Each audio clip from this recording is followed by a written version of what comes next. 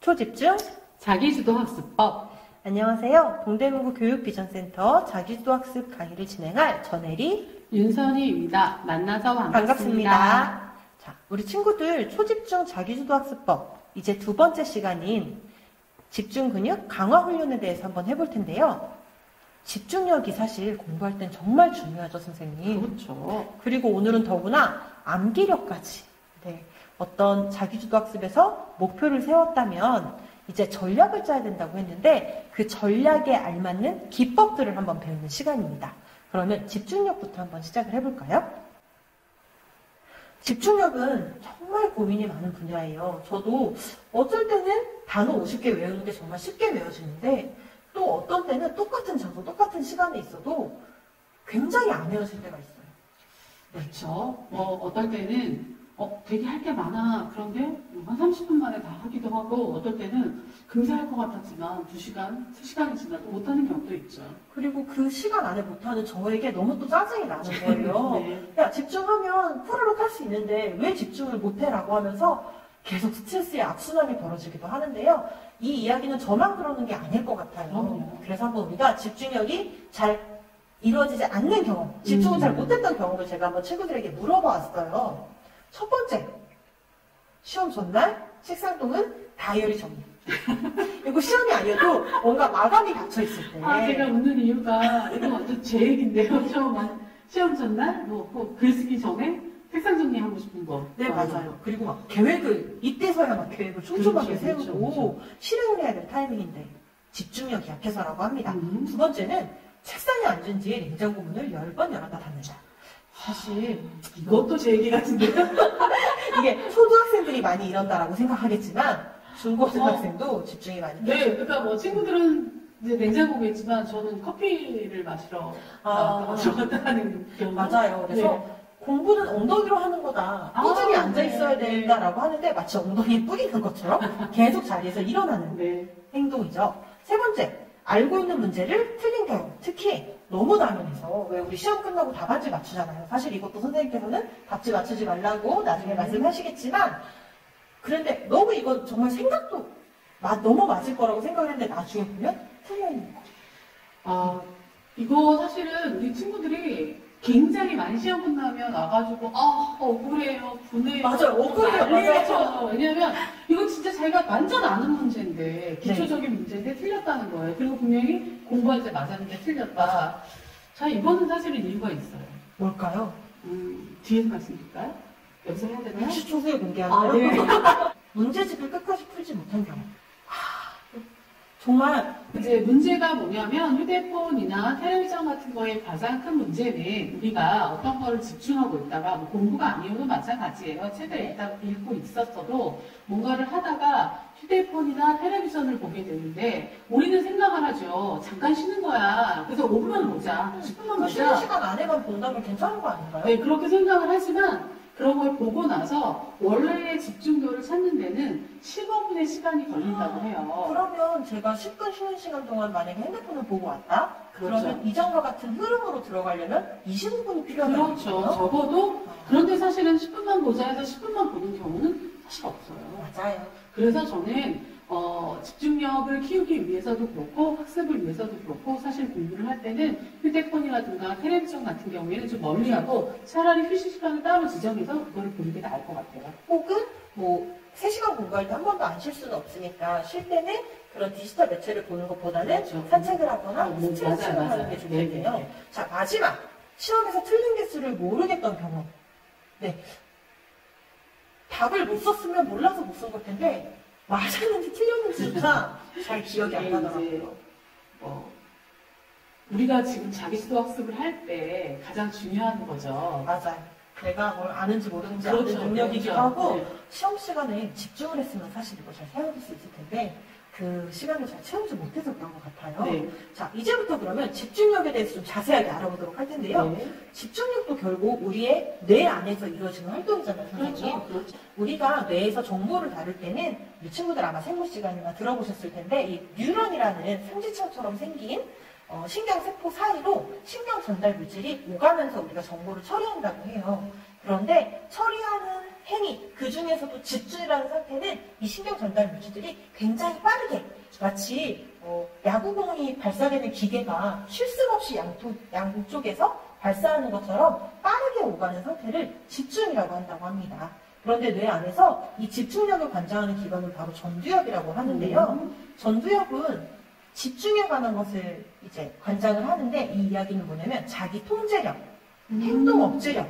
제가 지금 핸드폰을 보고 싶지만 참는 능력, 엉덩이를 떼고 싶지만 참는 능력, 이런 것들을 관장하기도 하고 감정이라든지 판단을 관장한다고 해요. 그래서 뇌의 종합적인 본부라고 표현을 하기도 하더라고요. 제가 집중력이 잘 깨지는 상황 한 3가지 정도로 선생님께 SOS를 좀 드리려고 정리를 해왔습니다. 첫 번째, 가장 좀 저도 안 그러고 싶은데요.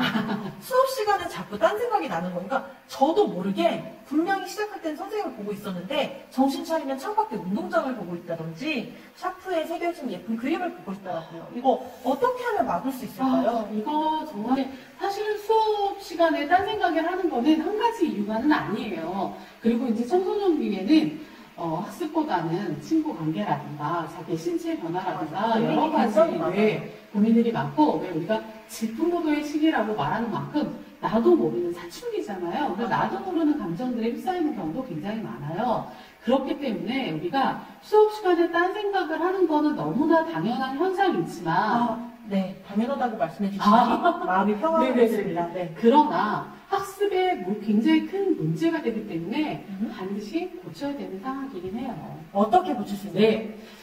저는 여러 가지 방법이 있겠죠. 하지만 가장 좋은 거는 미리 보기를 하라고 말하고 싶어요. 미리 보기요, 선생님? 네. 플랜러닝이라고 들어보셨나요?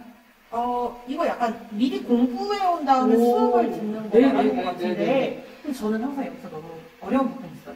네, 뭘까요? 어디부터 어디까지 해와야 되나요? 수업 양을 미리 다 하길 모르는데 어떻게 미리 하는 거지? 그런 질문도 진짜 많아요. 미리 보기라고 하면 예습도 아니고.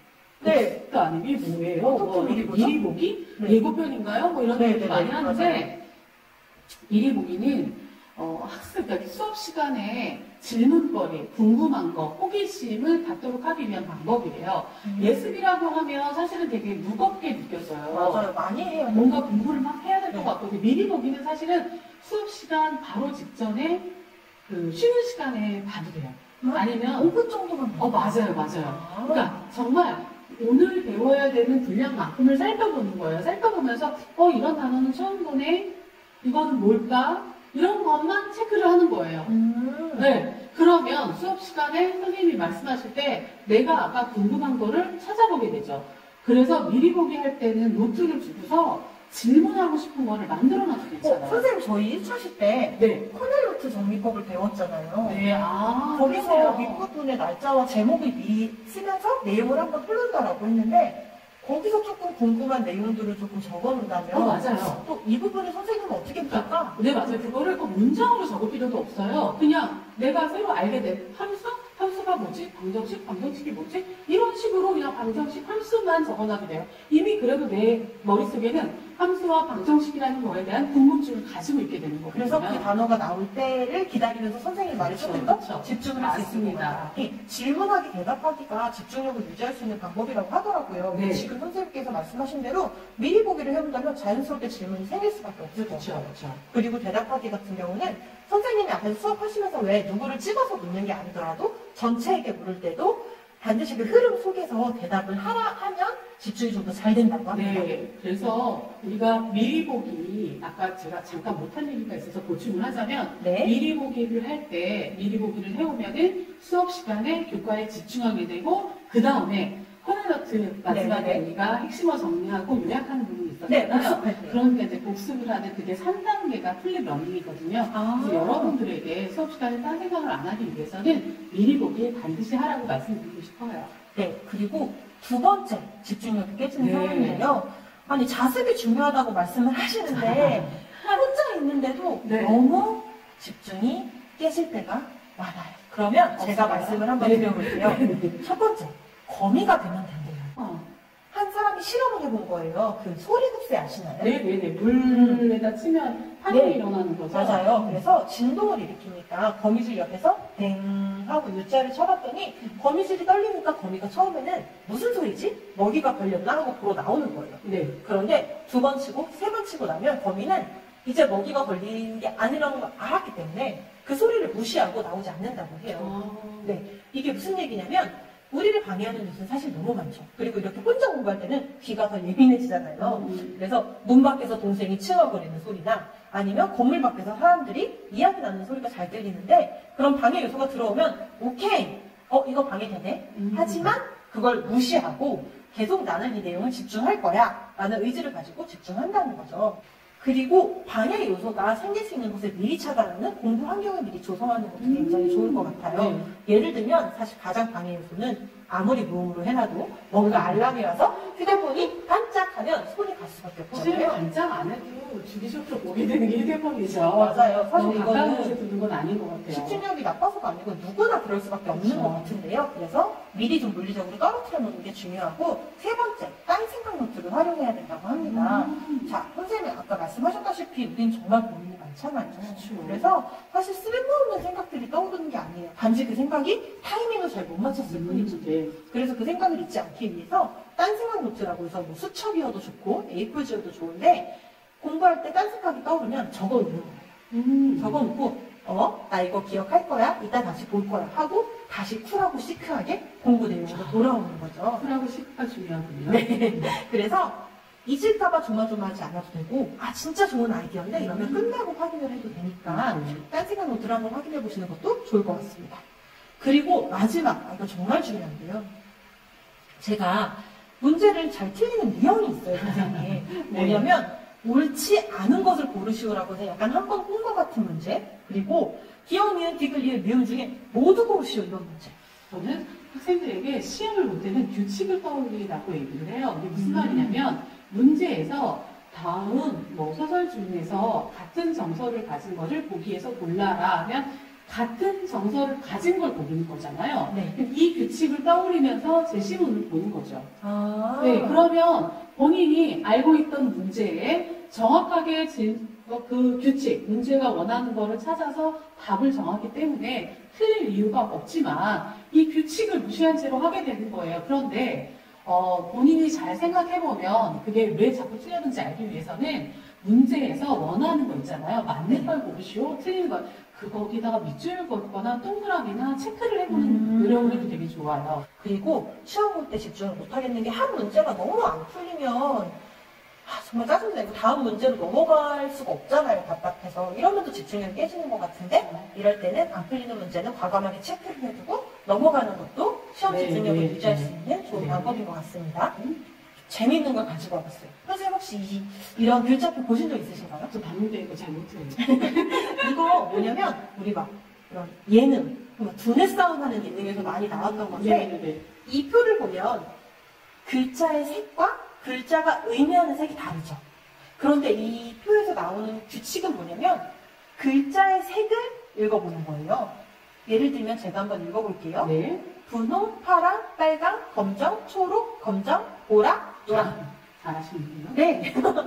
그래서 이게 우리가 눈으로 보이는 거는 그냥 한글을 읽고 싶어서 그런 욕구가 누구에게나 있고 아까 선생님께서 말씀하셨다시피 내가 아는 문제야 바로 찍고 싶어 아는 답이야 그쵸. 라고 하고 싶은 걸 억누르고 네. 규칙을 계속 맞아요. 정주행해서 떠올리는 훈련인 거죠.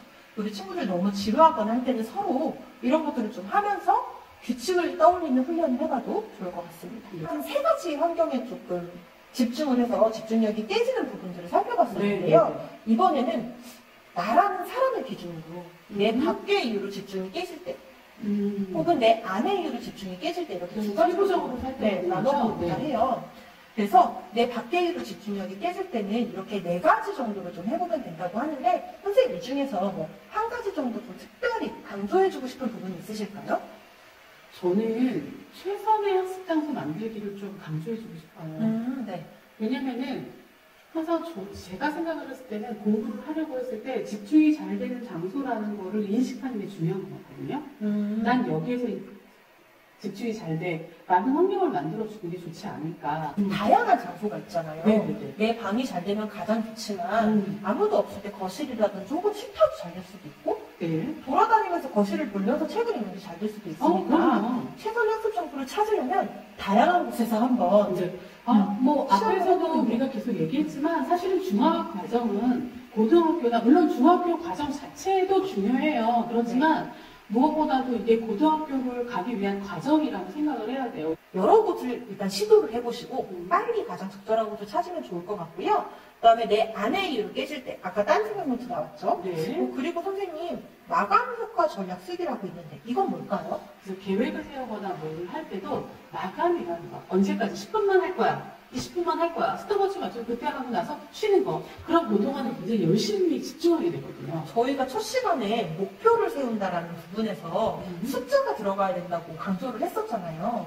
그러면 뭐 며칠 동안, 7일 동안 혹은 몇 시까지 이렇게 그쵸, 맞아요. 공부의 목표를 세워놓는 것도 마감 효과에 해당이 되는 거예요. 네. 단 이때 네. 그 마감 효과 전략을 하기 위해서는 너무 과도한 계획을 세우면 안 돼요. 그러면 집중을 하기보다는 언제 끝나지 이런 마음이 들기 때문에 본인이 생각하는 최선의 시간, 뭐 20분이면 20분 해서 조금씩 늘려나가는 게 정말 중요한 것 같아요. 자기주도 학습은 내가 기준이 되는 거니까요. 네네네. 네, 그리고 마지막 하나, 스톱워치로 집중 시간을 재보는 건데요. 이거는 제가 한번 추천을 해보고 싶어요.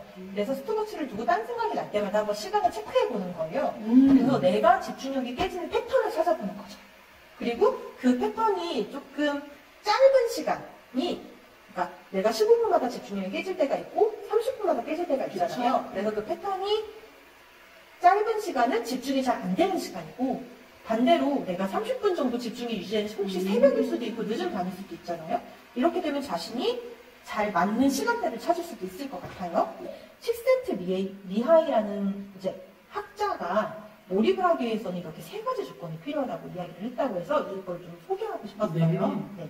이 그래프를 보면 Y축은 과제, 그리고 X축은 실력인데요. 네. 이렇게 복잡해 보이는 그래프가 있습니다. 그런데 보면 몰입이라는 글자가 있는 곳을 보면 실력과 과제가 같은 양일 때 네, 몰입이 가장 잘 된다고 해요. 그래서 몰입을 하려면 과제의 수준이 내 실력에 맞아야 된다고 이야기를 하는데요. 몰입의 3요소가 목표, 피드백, 과제와 실력의 수준 일치잖아요. 이거 완전 게임. 네, 맞아요. 제가 핸드폰으로 하는 퍼즐 같은 게임을 굉장히 맞아요. 좋아하는데 목표가 세워져 있고 그 다음에 퀘스트 미션마다 보상이 보상이 있고 네. 그 다음에 과제와 실력이 일치해요. 그래야지 레벨이 올라가니까. 맞아요. 안 맞는 수준에서 시작할 수가 없어요, 게임은. 역시 게임은 참 잘 만든 것 같아요. 그런데 게임을 개발하는 사람들이 가장 몰입할 수 있는 조건으로 게임을 설계하기 그렇죠. 때문이죠. 그래서 우리가 공부가 조금 학습이 지루하지만 조금이라도 좀 재미있게 만들기 위해서 몰입할 수 있으려면 목표를 세분화하고 그 목표를 이루었을 때나 이루지 못했을 때 살펴보는 피드백, 나 스스로에게 피드백을 좀 하고 그리고 내가 기본 단계의 수준이라면 기본에서 시작하는 문제를 심화나 응용을 해도 되는 단계라면 그 수준의 그렇죠. 문제를 푸는 것. 과제와 실력의 수준을 맞추는 게 중요해요. 제 머리에 USB를 연결해서 그냥 다 내용을 넣고 싶을 때가 한두 번이 아닌데요. 맞아요. 이 암기법도 결국은 머릿속에서 이루어지는 상황이니까 어떤 뇌의 작용으로 암기가 이루어지는지 한번 암기라는 거는 뭐 입력이 되는 거죠. 읽든 듣든 뭘 하든 간에 외부에 있는 것들이 내 머릿속으로 들어가서 네. 저장이 되겠죠. 저장이 되는데 내가 원할 때 꺼냈을 수 있어야 돼요. 그거를 이제 인출이라고 하겠죠. 자, 그 다음에 들어가기만 들어가고 나오지 않으면 그렇죠. 네. 그리고 나서 감각 저장고에 저장이 되는데 정말 여기 중요한 건 뭐냐면요. 단기 기억에서 장기 기억으로 넘어가야 돼요. 왜냐면 우리가 오늘 배웠는데 시험 볼 때 기억이 안 나면 암기를 했었다고 할 수가 없잖아요. 의미가 없죠. 그렇죠. 그렇기 때문에 단기 기억에서 장기 기억으로 만드는 게 중요한 암기법이죠. 이게 에빙하우스의 망각 곡선이라고 하는데요. 왜 단기 기억이 장기 기억으로 되지 않느냐. 그냥 되면 너무 좋을 텐데. 네. 자, 저도 되면 모든 사람들이 이런 고민을 했을 거예요. 그래서 망각 곡선. 어떻게 하면 어떻게 잊어버리냐는 걸 만든 거예요. 자, 영에서 보면 처음 들으면 100%를 기억해요. 그러니까 그러면 0은 제가 학습을 했을 네네. 순간 그러니까 수업 시간에 들으면 다 아는 것 같이 느끼는 거예요. 그리고 절대 이거를 잊어버리지 않을 것 같은 거예요. 그러니까 계속 난 알고 있어. 모든 걸 알고 있어라고 생각을 그래서 하죠. 복습을 안 하게 되죠. 그렇죠. 그런데 이렇게 쭉 시간이 지나서 하루만 지나도 벌써 어떻게 돼요? 기억에 33%가 남으니까 말하자면 70%가 사라지는 거예요. 자, 하루가 지나서 70%가 사라진다면 하루가 지나서 다시 학습을 한다면 70%가 채워진다는 거죠. 반복이라는 거. 그럼 반복을 하면 도대체 뇌에서 어떤 일이 일어나길래 네. 장기 기억으로 자연스럽게 넘어갈 수 있는 건가요? 이거는 미에린 강화학이라는 걸로 설명을 할 수 있는데요. 미에린 강화는 뭐냐면, 네, 뭐 말은 어려운데 이해하기는 굉장히 쉬워요. 우리가 연필로 선을 그으면, 한 번 그으면 지우개로 지우면 근데 지워지잖아요. 그런데 한 번 기억을 하고 다시 한 번 기억을 하고 또 기억을 하고 그러니까 어떤 장소를 갔어요. 한 번. 그리고 2번 가고 3번 가면 어떻게 되냐면 한 번은 연필선으로 그었지만 그 다음부터 가면 볼펜으로 그린 거, 그 다음에는 사인펜으로 그린 것처럼 진해지는 거예요. 그리고 지워지지 않는 거죠. 이런 게 바로 미에린을 강화한다라고 말해요. 암기 근육을 강화하는 방법이죠. 그러면 계속해서 반복하면 마치 뇌에 길이 나는 것처럼 새겨진다는 거예요. 네. 이 방법으로 이제 단기 기억에서 중요한 것을 장기 기억으로 넘긴다는 건데요. 그렇죠. 이 반복하는 방법 중에서도 선생님 단어를 외울 때나 좀 가장 효과적으로 외울 수 있는 방법, 좀 친구들이 바로 쓸 수 있는 방법이 아마 있을까요? 이거 쓰고 있는 친구도 굉장히 많을 거예요. 카닥스법이라고 해서 사실은 이거를 카닥스법이라는 이름이 붙기는 했지만 예전에는 저희가 카드로 해서 링으로 묶어가지고 다니면서 외웠거든요. 나뉘어지는 영어. 네. 그래서 이제 뭐 카닥스법이라는 말이 했지만 지금은 사실은 그냥 포스트잇이라고 말하죠. 그런 거를 단어를 놓고 뒤에는 뜻을 놓는다든지 해서 자기가 잘 외워지지 않은 거를 반복하기 위해서 계속 붙여주는 거예요. 근데 문제는 뭐냐면 이렇게 됐을 때 그냥 두면 자기가 들여다보고 외워야지라는 생각이 없으면 그냥 하나의 장식물에 불과하겠죠. 그래서 두고서 의식적으로 외워야지 하고 자 지나갈 때마다 한 번씩 외우는 거예요. 내가 냉장고에 가서 음식을 한번 꺼내 먹을 때마다 5개면 5개의 그 반복 카드라고 부르죠. 우리 포스트잇을 외우는 거죠. 그걸 한 번씩 소리 낸 다음에 냉장고 문을 연다든지. 선생님 소리 내기는 뭔가요? 소리 내기는 하브르트 학습 같은 거 생각하시면 돼요. 우리가 학습을 할 때는 하브르트 학습법이나 아니면 뭐 토론을 해라 이런 얘기 많이 하잖아요. 왜냐면은 이게 말을 하면서 하는 학습이 뇌에 굉장히 깊은 암기를, 그러니까 기억을 할 수 있게 해주기 때문이에요. 그래서 이제 소리 내기. 이 감각 활용법도 거의 비슷한 선상에서 말할 수 있는데요. 온몸으로 체험하는 거예요. 여러분들 그런 얘기 들어봤을 거예요. 자전거 타는 거나 수영 같은 거, 네. 몸으로 배운 거는 나이가 들어서도, 나 못할 것 같아. 그런데 좀 하다 보면은 굉장히 예전처럼 익히게 되는 거예요. 그렇게 되는 게 뭐냐면 몸으로 체험학습이라고 하죠. 몸으로 익힌 것들은 오래 기억이 된다라고 하는 거예요. 이런 거를 활용해서 하면 우리가 암기 근육이 굉장히 강하게 되죠. 조금 어렵게 느껴질 수 있어요. 정보 가공과 조직화라는 방법입니다. 처음 정보 가공은 뭐냐면 혹시 로마인의 방 암기법 이런 거 혹시 들어보셨나요? 전 세계 기네스북에 오른 사람 한 아저씨의 이야기를 들어보면 300장이 넘는 카드를 순서도 틀리지 않고 전부 외워서 기네스북에 오른 사람이 있어요. 그가 사용한 방법이 뭐냐면 자신이 매일 다니는 익숙한 마을의 길에 기억해야 될 카드를 순서대로 얹어놓고 머릿속에서 그 길을 거닌다고 생각하면서 순서대로 카드를 외운다고 해요. 그래서 정보 가공, 내가 외워야 될 정보를 한 번 더 머릿속에서 어딘가에 얹히거나 떠오르게 만든다는 의미로 정보 가공이라는 이야기를 쓰는 거고요. 두 번째는 나만의 기억법이 되겠네요. 네, 맞아요. 어차피 우리는 필요한 정보를 꺼내기 위한 기억법이니까 내가 편안한 기억법을 하면 되죠. 심지어는 이마, 눈, 코, 입, 귀, 어깨, 팔꿈치 이런 데다가 외워야 될 단어를 얹어서 외우는 방법도 있답니다.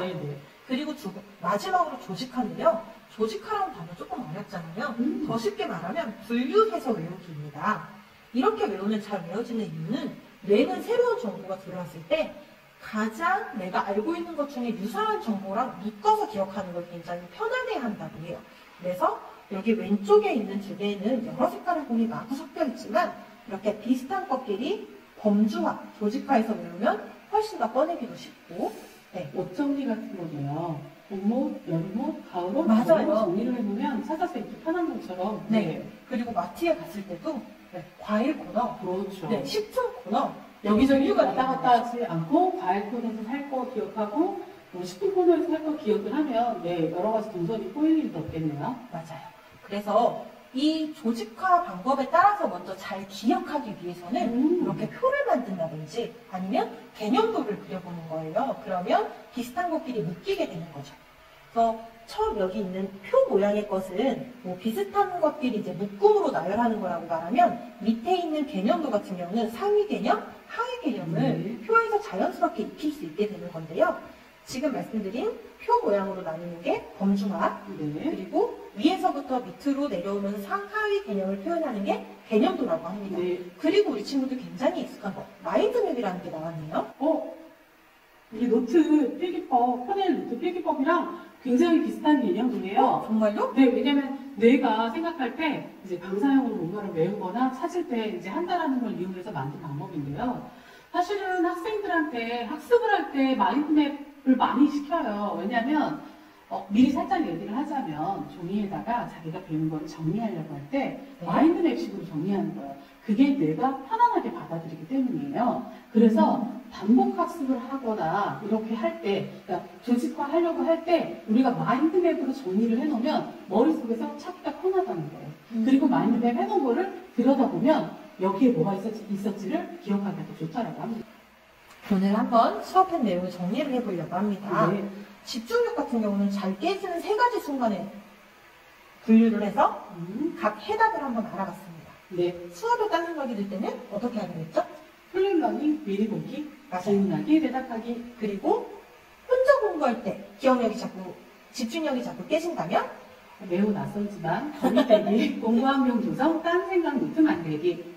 그리고 시험 볼 때 집중력이 계속 깨진다면 선생님 말씀 규칙 떠올리기. 규칙을 떠올리면서 이 문제가 의도하는 거를 계속 의식적으로 머릿속에 기억하면서 문항이나 질문을 읽어야 됩니다. 그리고 암기법, 몰입이라는 건 이제 과제와 실력 수준을 맞춘다는 거 중요한 거 기억을 해주시고요. 암기법으로 넘어오면 암기 교육이라는 결국 미엘린을 정하는. 조금 어려운 말이지만 미엘린 무슨 소녀인 같지 않나요? 맞아요. 그래서 그 암기법은 반복할수록 강해진다. 이게 가장 기본적인 원리인 것 같아요. 우리가 중요하다고 생각되는 정보를 반복해서 단기 기억으로부터 장기 기억으로 넘기는 것. 그리고 잘 넣는 방법, 필요할 때 잘 꺼내는 방법들이 바로 반복하기, 소리내기, 감각 활용, 조직화, 정보 가공 등이 있었습니다. 그래서 여러 가지 방법을 여러분이 시도를 해보시고 나에게 가장 잘 맞는 암기 방법을 미리 선택해 두셔야 외워야 될 것이 폭발적으로 늘어나는 중학교 3학년 겨울방학 시기, 고등학교 시기를 좀 수월하게 보낼 수 있을 것 같다는 생각이 듭니다. 그러면 2차 시는 여기까지 마무리하고요. 다음 시간에 만나요.